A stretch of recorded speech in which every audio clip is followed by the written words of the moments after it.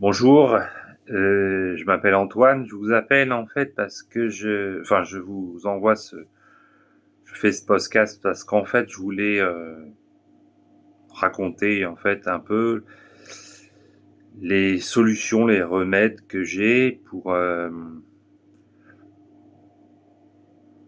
pour lutter contre, pour affronter les tendances un peu dépressives, quoi, qui sont un peu parfois un petit peu héréditaires. Pas forcément que les gens d'avant étaient en dépression, mais parce qu'on a eu des situations d'isolement. Voilà, bon, enfin là, surtout par rapport à l'enfance, bon, des choses comme ça qui fait qu'on est un petit peu tributaire de tout ça.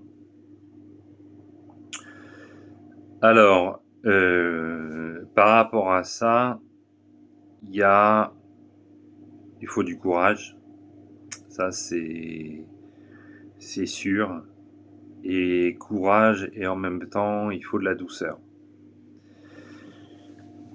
Alors, douceur pour pas se culpabiliser, dire qu'on s'en sortira pas du tout, et courage parce que on s'en sort pas comme ça.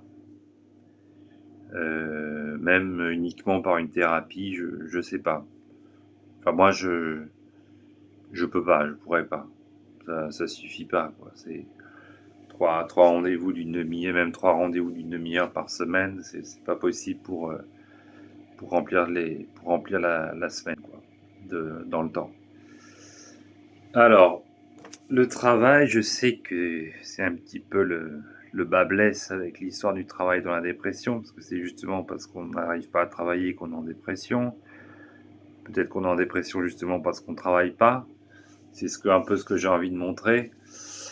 Alors, je sais que souvent, c'est surtout le matin. Enfin, en fait, les dépressifs le sont encore plus le matin. Pourquoi? Parce qu'il faut affronter la journée. Je pense que c'est ça. Alors, en fait, il y a un truc qui est pas mal. Bon, déjà, on travaille. Bon, après, le travail, il est plus ou moins épanouissant. C'est vrai que plus il est épanouissant, plus il nous est personnel, plus, plus on va avoir de plaisir à le faire et de gratification. C'est vrai que si on est dans une routine, bon, mais bon, déjà, ça permet de se lever, de s'habiller, de manger, d'aller à la cantine à midi, de revenir le soir et d'avoir travaillé. Sinon, alors après, moi, j'ai pas eu de problème trop de problèmes financiers, problèmes administratifs, voilà, de faire des demandes de choses et d'autres, d'aide sociale, tout ça. Moi, j'ai pas eu trop ça. Mais ce qui est sûr, c'est que quand on n'arrive pas le matin à se réveiller, que la douche, le petit déjeuner ne suffisent pas, euh, bon, déjà, quand on est au lit, déjà, bon, c'est vrai que c'est bien de sortir du lit, de prendre sa douche et le petit déjeuner. Bon. Après, moi je sais que je fonctionne avec un truc, c'est-à-dire que je pense que notre tête, malgré tout, elle nous joue un mauvais tour dans la dépression, mais en même temps, elle nous permet de peut-être pallier à cette dépression en nous envoyant des signaux, c'est-à-dire que, enfin, des choses toutes simples, c'est-à-dire va, euh, va à la mairie. Par exemple, votre tête peut vous dire allez à la mairie. Votre tête peut vous dire marcher un quart d'heure. Votre tête peut vous dire donc faire une démarche. Votre tête peut vous dire téléphoner, prendre un rendez-vous. Et on n'a pas du tout envie de le faire. C'est justement ce qu'on n'a pas du tout envie de faire. On voudrait ne rien faire, mais c'est de fil en aiguille. Une idée va en amener une autre. Et alors ça vient pas tout de suite, on trouve pas le plaisir tout de suite, mais il y a un moment dans la journée, peut-être, moi ça a été un peu ça, enfin ça c'est toujours ça, où ça se débloque, on a un truc qui fait que ça va mieux. et on n'est plus dans le marasme dans lequel on était. Alors on n'est pas forcément guéluron, mais on est un peu comme les autres, quoi. Voilà. Bon, le travail en plus, ça permet d'avoir du lien social. Même si on est indépendant, je pense qu'on a du lien social. Ça permet d'avoir un petit peu une activité physique, surtout si on est artisan ou commercial ou choses comme ça. Et puis, généralement, on rentre chez soi en étant un peu plus mieux et en ayant l'impression d'avoir fait quelque chose. Qui fait qu'on va se faire à manger, là encore, qu'on va peut-être regarder la télé avec plaisir. Bon, la télé, c'est pas forcément ce qu'il y a de mieux. Moi, je préfère YouTube. Ça permet de voir exactement ce qu'on veut. Bon, toujours est-il qu'il faut regarder des choses qui sont plutôt vertueuses que des choses qui nous mettent dans un cercle vertueux et pas dans un cercle. Si c'est pour regarder pendant 2 heures un talk show un peu lamentable, c'est pas terrible, quoi. Voilà, mais si on veut regarder un documentaire ou voilà, c'est déjà ça et c'est déjà ça de prix sur l'ennemi, quoi. C'est déjà ça de prix qu'on dans la tête où on n'a pas la tête sous l'eau. Alors après, par rapport au traitement, moi je pense que ça c'est une béquille au début. Je pense qu'il faut pas avoir peur d'avoir un traitement chimique si on n'est pas bien, hein. Faut savoir que le traitement, c'est jamais la panacée, on sera jamais très bien. Donc si on est moyen, voilà, bon peut-être avoir une petite gélule ou 2 petites gélules de tellement pour voilà stabiliser le truc ou faire monter un peu le la capacité de faire des choses. Mais sinon, voilà, quand on n'est pas bien, que c'est invalidant, handicapant, qu'on n'a plus du tout le moral, qu'on veut pas travailler, qu'on n'a pas envie de travailler, qu'on a des idées noires, qu'on manque de courage, qu'on a des obsessions, culpabilité. Bon, là, ça va pas enlever tout ça. Ça s'enlève pas avec ça, mais ça permet quand même de trouver, d'avoir un peu, peut-être je sais pas, faut pas, c'est pas qu'il faut oublier tout ça, mais d'arriver à avoir un peu plus les pieds sur terre, un peu plus la tête dans le guidon. Voilà.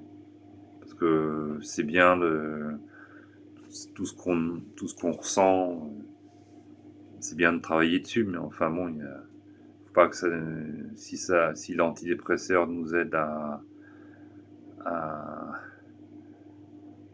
être un peu plus serein, voilà.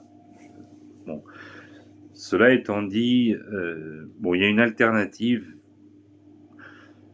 c'est la naturopathie, hein, c'est des produits naturels. Moi, je prends des bourgeons de noyer, du Pianto, c'est une plante de jus de betterave, de pommes de terre, enfin, voilà, qui peuvent fortifier, mais c'est avec un professionnel, hein, faut pas regarder ça sur internet, il faut prendre un rendez-vous avec un professionnel et lui parler exactement de ce qu'il nous faut, et voilà, et puis il vous donnera ceux qui pensent pouvoir pallier à ça et pallier à ce manque d'énergie et pallier à ce manque d'énergie et donc nous donner le bon produit, le bon dosage. Voilà, c'est des produits naturels, hein. Moi, depuis quelque temps là, je prends aussi de la mélatonine pour essayer à s'endormir, ce qui marche assez bien. Par contre, je crois qu'il faut pas en prendre tout le temps, il faut s'arrêter de temps en temps, et ça, j'ai du mal, parce que quand je le prends plus, voilà. Mais alors faut savoir que en fait, notre intestin, qui a une bonne régulation, qui a un bon transit, ça permet d'avoir les idées un peu plus claires. Dans le sens que, comme on dit, l'intestin, c'est le deuxième cerveau. Et c'est relié. Je sais pas comment, je m'y connais pas. Je sais qu'il y a un axe médian, un nerf médian, qui fait que le cerveau est relié aux intestins. Alors la constipation, c'est pas bon. C'est con. Quand on n'est pas bien, on peut s'y habituer, se dire, bon, de toute façon, mais enfin bon, ça se comprend facilement, quoi. C'est pas top d'être constipé pour le corps, quoi. C'est matériel, quoi. Enfin, c'est de la matière, quoi. Donc voilà. Alors à partir de là, il faut essayer de retrouver moi j'ai mis beaucoup de temps à ça. Il faut arriver à retrouver un bon transit. Ça s'entend, ne serait-ce qu'une fois, 3 jours au pire, d'aller à la selle au moins une fois tous les 2 jours, et sinon une fois par jour, c'est le mieux. Moi, j'allais pas à la selle pendant des jours entiers, donc ce serait mauvais. Alors il y a des aides, il y a des différentes choses. Il y a des aides euh, il y a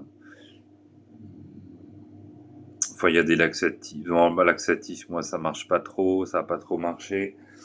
Ce qui marche, c'est plutôt les produits un petit peu naturels. Il y a aussi le déclenchement des selles, où il y a un produit qui s'appelle Mélilax, qui est au miel. C'est comme le microlax, sauf que c'est naturel, et c'est des canules qui permettent de déclencher les selles. Il y a les lavements, enfin les lavements c'est pas commode, parce que bon, c'est tout un truc. Puis plus on va à la selle, moins on aura besoin de faire de lavement, donc voilà. Enfin, vous pouvez toujours vous renseigner sur des bocs à lavement ou des poires à lavement. Voilà, il faut qu'elles soient assez grosses, et voilà. Bon, enfin, vous verrez tous, vous pouvez voir ça. Donc voilà, je sais que le sport peut avoir aussi un effet sur la digestion.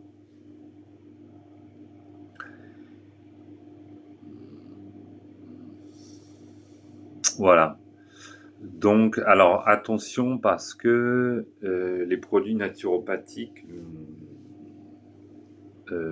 certaines plantes ne sont pas compatibles, pas du tout, ça fait interférence avec un produit chimique antidépresseur, ou même thymorégulateur, je sais pas, enfin tout ça. Donc ça, il faut bien savoir. Demande le psychiatre, est-ce qu'il le sait, mais parfois, enfin à Paris, il y a des bonnes des herboristeries où ils s'y connaissent un petit peu, et parfois on peut le prendre, mais en décalant de 2 heures par rapport à la prise des médicaments. Mais il y a des fois où il ne faut pas du tout le prendre. Voilà. Voilà. Alors après, moi je sais que j'ai aussi des troubles un peu de la personnalité, c'est-à-dire de me dire, avec telle personne je suis comme ça, et je voudrais être comme ça avec telle autre. J'aime pas ce que je dis et puis là je trouve que au contraire, j'ai trop confiance en moi. Enfin, c'est des trucs qui sont un peu obsessionnels et, euh, et handicapants, quoi. Donc ça, pour ces trucs-là, il faut essayer d'incarner un peu la chose, il faut essayer de concrétiser des choses. Sortir de cette tête, sortir de ce mécanisme d'échec, de mise qui annule tout notre discernement. Voilà, on a un discernement qui est pas bon, et à ce moment-là, je pense que c'est bien je sais pas, de parler à la personne, d'essayer des choses même imparfaites, mais de sortir surtout de cette dichotomie qu'on peut avoir dans la tête, euh, et essayer de rentrer dans un truc un peu vertueux, où on se dise, ah là j'ai fait ça, j'ai vu que ça c'était bien, ça c'était moins bien, donc je vais corriger ça pour la prochaine fois. Être son propre médecin, quoi, un peu, son propre guide. Voilà. Euh, ouais, ça peut être de parler, de rendre service à la personne. Pas de faire des cadeaux, ça non, j'y crois pas trop, mais rendre un service, c'est-à-dire essayer de rendre service à la personne dans ce dont elle a besoin, pas de ce dont nous on veut lui donner, mais de ce dont la personne a besoin. Et ça permet de concrétiser quelque chose de pratique. Voilà. Alors, quand on est dans une voie de guérison, j'entends dans la sorte qu'on a comme ça des ancrages, enfin des points de repère dans l'esprit, que ce soit le traitement médical, un thérapeute, une activité positive par rapport à nos passions, ou alors avoir un travail qui nous convient assez bien. Voilà, donc tout ça, moi à ce moment-là, je préconise de baisser le traitement parce que moi je sais que j'ai un médecin qui chargeait un peu la barque et là je laisse du lest. Et même quand ça va pas bien, je laisse passer la vague et je augmente pas le truc parce qu'il y a un moment, déjà faut voir est-ce qu'il y a 3 mois on était moins bien que ce qu'on est maintenant. Euh, Est-ce qu'on était mieux que maintenant alors qu'on a débaissé le traitement? Non. Bon bah alors si on est toujours dans un état, voilà, c'est normal hein, de ténèbres, de lumière et qu'on a encore les mêmes problèmes. Mais si ça a le moins de problèmes avec le traitement, c'est positif. Moi je pense que le traitement, ça peut avoir un effet sur la mémoire, bon, sur la digestion et voilà, je pense que il faut pas rester avec des trucs. Avec est-ce qu'on contrôle vraiment les effets de ces choses-là, voilà. Donc moi je le sais que je le prends depuis très longtemps, mais voilà, quand on a besoin, quand on est vraiment qu'on peut rien faire, que ça dure des jours, des semaines, là, à ce moment-là, il faut un traitement. Et, si besoin, le changer. Voilà, il faut. Voilà, j'y connais rien, mais on dit qu'un traitement, il faut que ce soit bien au bout de 15 jours, 3 semaines. Voilà, après, pas forcément mettre un fort dosage, si ça marche pas, recontinuer, augmenter le dosage, puis à un moment, si ça fonctionne pas du tout, voir autre chose. Je connais rien par rapport sur les alternatives non médicamenteuses. Je sais qu'il y a aussi des trucs par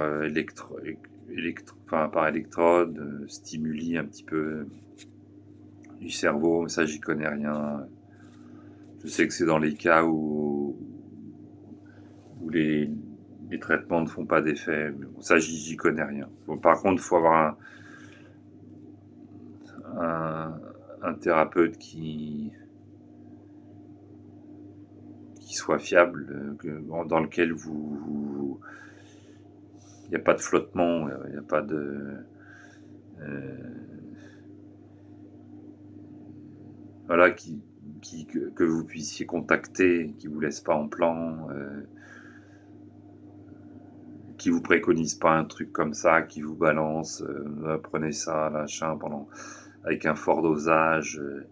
Non, c'est un petit peu de la broderie, de la dentelle, tout ça. Hein. Donc, il faut qu'il vous écoute, que vous puissiez lui dire ce qu'il y a. C'est pas un truc en 5 minutes. Ah, je me sens déprimé. Ah bon, bah alors, je vais ça, il m'a filé un traitement.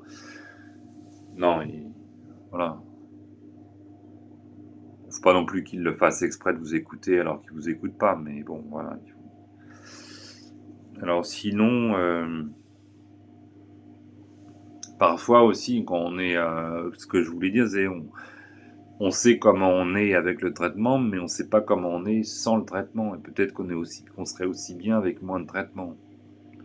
Voilà, quand on n'est pas bien, on se dit toujours ah bah il me faut le traitement, mais voilà. Parfois on n'est pas bien et malgré le traitement, on a des jours fluctuants et donc ça montre que le traitement n'est pas linéaire et qu'il fonctionne pas de manière magique, quoi. Alors, par rapport à la thérapie, alors il y a des thérapies, psychothérapie, psychanalyse. Moi, j'ai deux images. C'est-à-dire, je prends l'image de la main. La main, c'est la psychologie. Le bas, la paume du bas, c'est la psychologie. La paume du haut, c'est la spiritualité. Et la paume du bas, alors on va voir un thérapeute. Qu'est-ce qui va pas? Pourquoi je suis comme ça? Pourquoi ça me fait souffrir? Et pourquoi j'ai été amené à avoir ce genre de comportement. Ça peut être lié par rapport à ce qu'on est nous-mêmes, ce qu'on fait mal, et où ça peut être aussi ce qu'on nous a fait et le mal qu'on nous a fait. Donc ça, c'est bien. Moi, je préconise vraiment d'avoir quelqu'un qu'on sente, qu'on a on n'a pas besoin de l'approuver, de l'aimer, on n'a pas besoin d'avoir de la sympathie pour lui.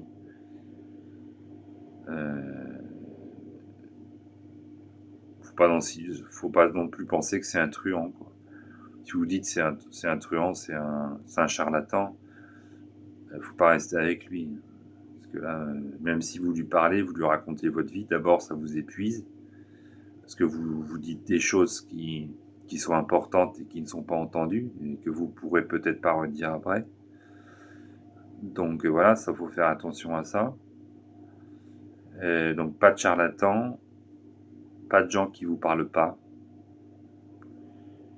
Moi je vois pas comment on peut laisser parler quelqu'un pendant 20 minutes en lui disant un mot toutes les 10 minutes pour que ça lui fasse réfléchir et qu'il cogite entre les deux séances.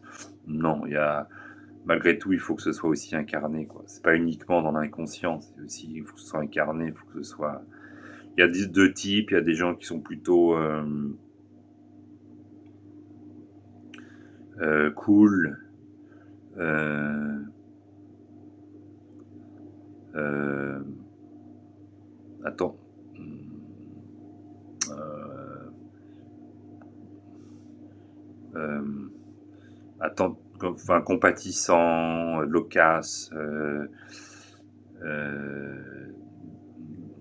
communicant, mieux communiquer, qui parle, avec qui on a une discussion, et il y en a qui sont plus sévères, ça dépend des personnes aussi. Mais parfois, on est amené à rencontrer des personnes sévères par rapport à ce qu'on est. Et, et ça peut être bien aussi d'avoir des gens qui ont une parole comme ça assez droite, assez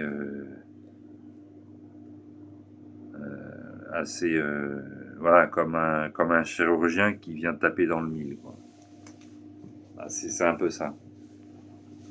Et même s'il dit des choses qu'on n'apprécie pas, on peut être en colère contre lui, pas forcément l'exprimer, hein, mais pas directement à lui, mais lui dire notre ressenti par rapport à ce qu'il nous dit, que ça nous semble comme ça, comme si, ça c'est bien. C'est très bien d'avoir du tempérament, pas de la colère, pas d'émotions négatives, mais du tempérament, c'est toujours quelque chose qui est intéressant dans le travail et dans le quotidien aussi. Donc des thérapeutes parfois qui peuvent être durs. Voilà. Alors après, le haut de la main, pour moi, c'est la spiritualité. Moi, je suis chrétien catholique, et donc j'ai des repères dans ma vie qui sont la messe, tous les dimanches, la confession, tous les 2-3 mois. Enfin, moi, c'est comme ça. Si on est chrétien, baptisé, d'autant plus, même si on ne l'est pas, c'est pareil. Mais on ne doit pas penser que ça sert à rien.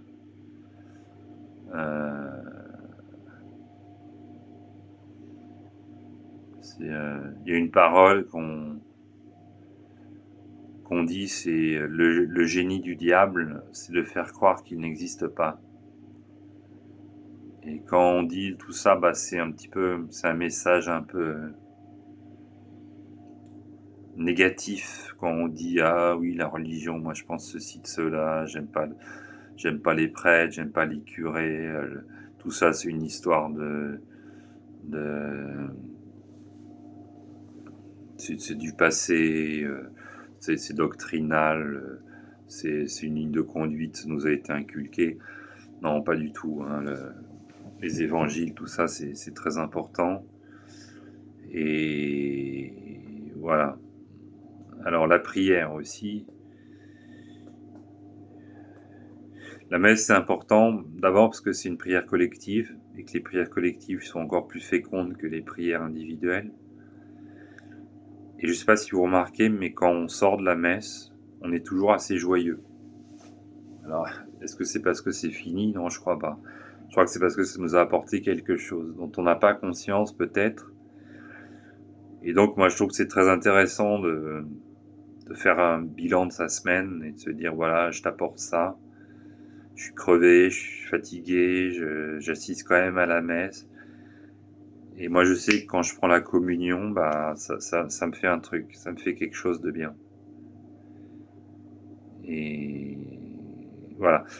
Alors, la confession, c'est bien aussi. C'est comme si on venait témoigner de sa vie spirituelle. Et dans la vie spirituelle, il y a des exigences qui sont pas tant des exigences morales que des exigences plutôt éthiques. Et donc, cette éthique, c'est pas d'avoir les évangiles, c'est pas tellement d'être injuste, de faire les choses bien. On a une bonne famille, on a un bon travail. Le Christ se dit, je suis pas venu pour les pécheurs, mais pour les... Pardon. Je suis pas venu pour les justes, mais pour les pécheurs. Je ne suis pas venu pour les bien portants, mais pour les malades.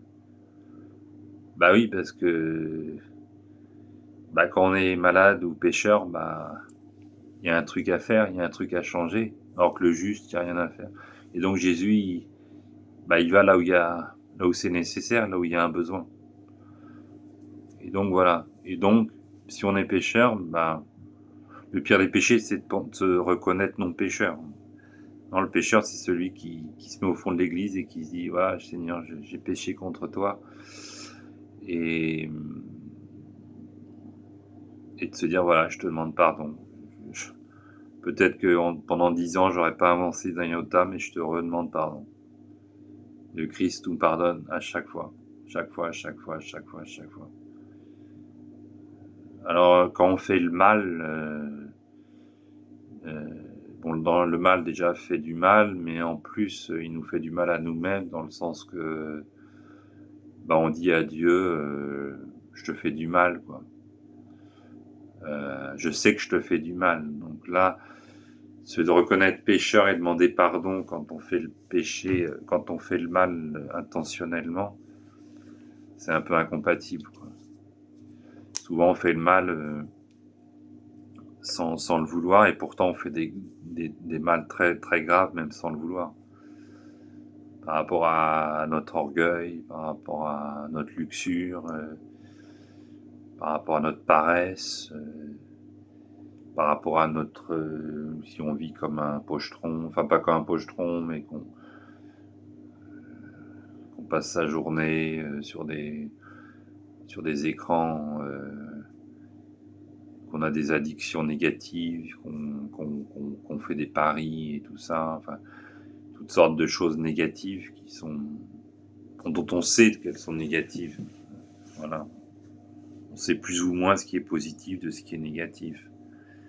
La télé peut être très négative. Alors parfois c'est très bien. Moi je vais sur YouTube. Sur YouTube, on fait exactement on cherche exactement ce qu'on veut et c'est vachement intéressant. C'est très intéressant. Mais la télé, se mettre 2 heures devant un talk show, c'est un endormissement de la vie spirituelle. On a besoin de loisirs, on a besoin de distraction, on est toujours guidé un petit peu par notre esprit. Alors Gandhi disait la prière, c'est la clé du matin et c'est le verrou du soir. Voilà, on saurait bien dire ce que ça veut dire. Alors moi, je sais que par exemple, je prie pas le matin, j'y arrive pas, mais je prie le soir. Et le soir, je prie beaucoup Saint Joseph et Sainte Rita. Par exemple, pourquoi? Parce que Saint Joseph, c'est le plus grand des saints. Si on a quelque chose à demander, faut demander à Saint Joseph.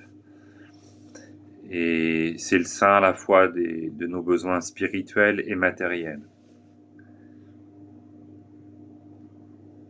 Donc déjà, on peut le remercier chaque jour.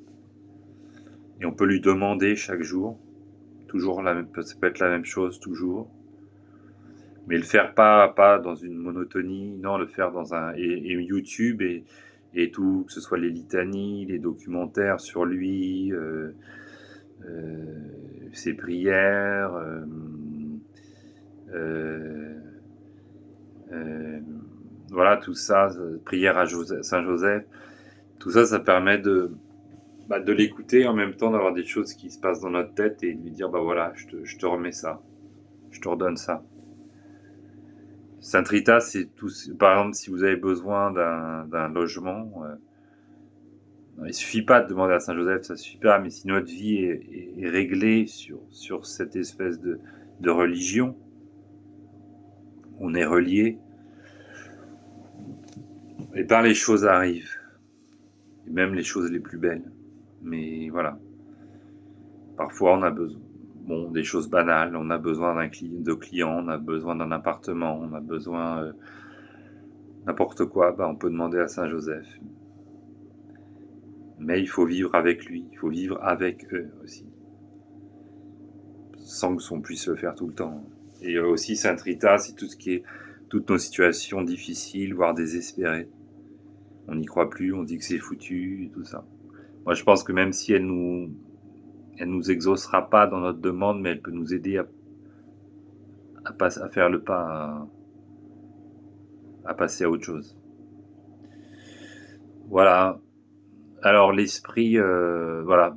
Donc le rosaire aussi, c'est important. Méditation des mystères. Mystère joyeux, mystère lumineux, mystère douloureux, mystère glorieux. Il y en a 5 par chapelet. Il y a 4 chapelets pour le rosaire, donc de ces 4 grands mystères. Et dans chaque chapelet, donc les mystères, par exemple les mystères joyeux, il y a 5, on appelle ça aussi des mystères, mais il y a 5 épisodes. Par exemple, pour les mystères joyeux, c'est l'annonciation à la Vierge Marie, la visitation à la sœur Élisabeth, à sa tante Élisabeth, la nativité, la présentation de Jésus au temple et le recouvrement au temple quand il a 12 ans. Bah, bon, un chapelet, c'est à peu près une demi-heure et donc bah, un épisode, c'est 6 minutes, quoi. Et en fait, quand on connaît l'histoire quand on a lu l'évangile là-dessus, c'est bien de le réciter. Moi, je récite pas moi-même, je mets un YouTube, des personnes qui le récitent à la place.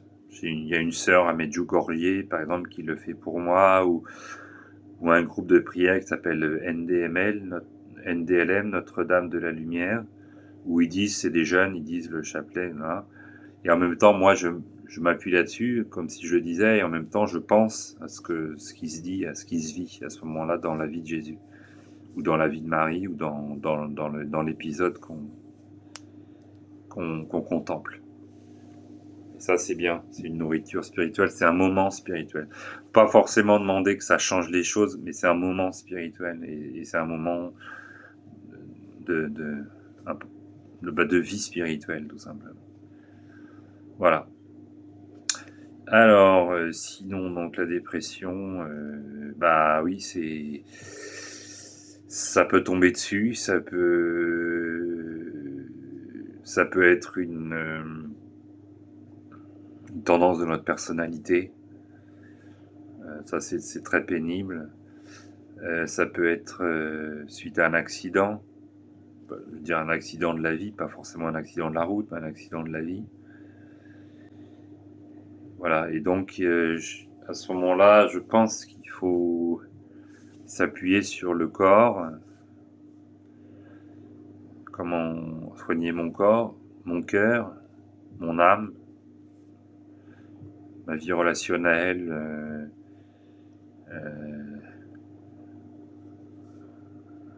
le rapport que j'ai avec moi-même et la vie spirituelle, avec Dieu. Dieu, il intercède dans les trois. Dieu est corps, âme et esprit, comme nous, on est corps, âme et esprit. Mais Dieu est trinitaire, Dieu Père, Fils et Saint-Esprit.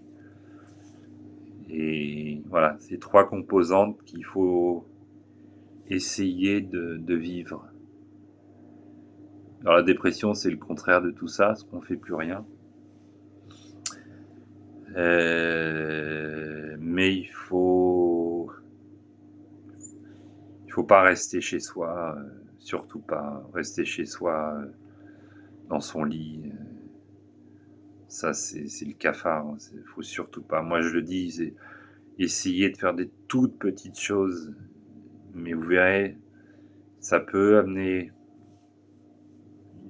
un démarrage, une roue de moulin qu'on commence à tourner. Voilà, et plus elle tourne, plus le moulin il va tourner par lui-même, la roue va tourner par elle-même. Voilà. Bah déjà, ça peut être de trouver un psychiatre si on a besoin, un psychothérapeute qu'on va voir quelques fois dans la semaine. Ça peut être de marcher, ça peut être d'aller dans une église, ça peut être d'aller dans... Si on est à Paris, il y a des messes, il y a des lieux, il y a la Notre-Dame de la Médaille Miraculeuse, il y a Sainte-Rita où ils ont des messes. Donc aller à la messe, savoir quand on doit y aller, si on doit y aller plutôt le matin ou le soir, de y aller le matin par exemple, si on n'est pas bien le matin, de se forcer à y aller. Et puis, voilà, les choses peuvent... Notre tête peut nous demander quelque chose, nous demander quelque chose. Et il faut lui répondre. Notre tête, elle est tellement négative dans notre dépression, elle nous assaille de problèmes. Et parfois, elle nous dit, fais ceci. Ça, c'est l'esprit qui nous dit, hop, fais ceci. Et il faut avoir un courage très fort. Mais voilà. Voilà, en gros, voilà, c'est un peu ce que je voulais voir. On a vu le traitement, dépression, psychothérapie, choses comme ça. Ah oui, l'hospitalisation. Alors, l'hospitalisation, bon, bah, on peut en avoir besoin, déjà parce qu'on va avoir un suivi médical, médicamenteux et psychologique un petit peu. On va avoir des heures de repas, on va quand même avoir le sommeil, parce que quand tout le monde dort, on a un peu moins tendance à dormir, et puis ils peuvent vous prescrire un traitement pour dormir, donc ça c'est bien aussi, sans que ça devienne à mon avis addictif non plus. Voilà, dans les situations de détresse, il ne faut pas hésiter, ou une maison de repos, il y a des maisons de repos qui sont pas mal, je sais pas, je pense à Mayol par exemple, où on peut y aller assez facilement, il suffit d'un avis médical, et voilà. Alors le suivi est pas forcément magique, mais bon, il y a un peu de nature, il y a d'autres personnes, il y a un petit groupe de thérapie, je sais plus trop, il y a une piscine. Bon, enfin, c'est pas rester seul, quoi. Pas rester seul avec des idées noires, ça c'est important. Il y a aussi des hôpitaux de ville, hein. Vous y allez en hospitalisation libre et vous voyez ce que ça donne. Et si vous vous dites que c'est pas l'endroit ça me plairait, mais c'est pas l'endroit qu'il me faut, vous allez avoir un autre. vous vous renseignez sur, je vous dis cette clinique à Mayol qui est près de Toulouse, voilà, c'est pas du tout formidable, c'est peut-être pas ce qu'il vous faut, je sais pas, mais laissez-vous guider par ce qui vient. Ce qui vient dans votre tête, c'est pas bon. Ce qui vient de vous-même, c'est pas bon, c'est mauvais. C'est ce qui vient du dehors, à ce moment-là, qui est bon. Ce que vous entendez qui est bon, pas ce que vous dites forcément. Recevoir, entendre. Voilà.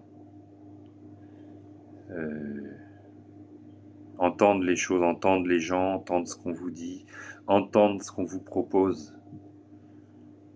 Parce que voilà, parfois des choses se proposent et puis on se dit c'est rien, on n'y pense même pas. Mais voir quand même que quelque chose nous est proposé. Voilà. Et ne pas aller se foutre non plus dans des activités qui vont nous... Moi je sais par exemple que j'ai été une fois dans un sanctuaire pour, pour travailler. Enfin, c'était la dernière chose à faire. Enfin, je devais contrôler les, je devais approvisionner, enfin organiser des repas, tout ça. C'était l'horreur et voilà, faut faire des choses qui et l'hospitalisation peut être quelque chose de déterminant dans le sens que ça peut être le rendez-vous que vous avez à prendre à un moment donné. Après, faut pas y aller non plus quand on n'en a pas besoin. Voilà. Mais voilà, si vous êtes en difficulté administrative, sociale et tout ça, ça peut aider aussi à avoir une aide. Voilà, après une hospitalisation, vous pouvez être viré après vers une, euh, une maison de repos dans laquelle vous serez dans la nature, qui sera un peu plus cool, vous aurez votre traitement qui est déjà un peu plus établi, vous pourrez rencontrer des gens, bon, même si les rencontres sont dans ces cas-là sont pas toujours bénéfiques, mais elles peuvent l'être. Mais à ce moment-là, faut savoir prendre de la distance, quoi. Pas rentrer dans un affectif déréglé. Ça, c'est très mauvais, mais essayer de faire des petites choses sympas, quoi. Voilà. Alors les accidents, il y a des accidents qu'on a pu avoir, hein, familiaux, personnels,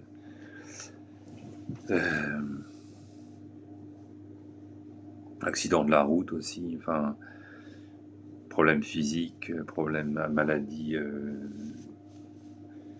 psychiques, maladies, cancer, choses comme ça. Alors là, ouais, j'ai connu ça une fois, on tombe très bas et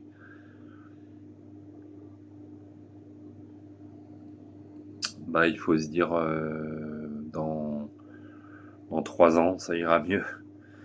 Voilà, c'est peut-être pas forcément dans 3 semaines ou dans un mois, mais on est au début du tunnel, mais il y a un bout du tunnel et je pense que tout ce qu'on peut voir comme ça permet de porter notre croix au quotidien. On dit la croix nous porte, il faut porter sa croix avant que la croix nous porte. C'est Claudel qui dit ça.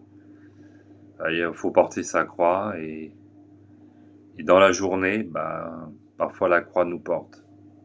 Quand on fait une bonne prière, quand on fait une bonne contemplation, quand on assiste à une bonne messe, qu'on s'y sent bien, là la croix nous porte.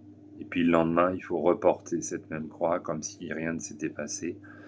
Mais il s'est quand même passé quelque chose qui fait que aujourd'hui n'est pas comme hier. J'ai vécu un moment différent d'hier, même si la croix revient jour après jour.